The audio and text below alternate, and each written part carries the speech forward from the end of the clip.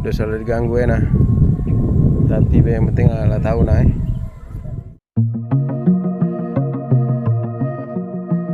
Peristiwa serangan buaya lagi-lagi terjadi di wilayah Sumatera Selatan dan kali ini berada di kota Palembang. Peristiwa yang terjadi pada Rabu 5 Februari pukul 5 sore itu dialami Hasan ketika hendak mencuci kaki di pinggir sungai di kawasan Kelurahan Sukamulya, Kecamatan Sematang Borang. Meski harus menerima 25 jahitan, Hasan bercerita jika dirinya berhasil selamat setelah melawan buaya tersebut dengan menggunakan gayung yang ia bawa.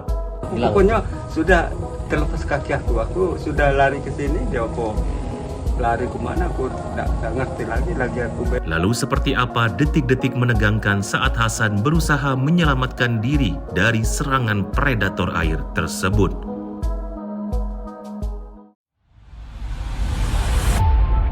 Saksikan Saksi Kata hanya di YouTube Sri Poku TV.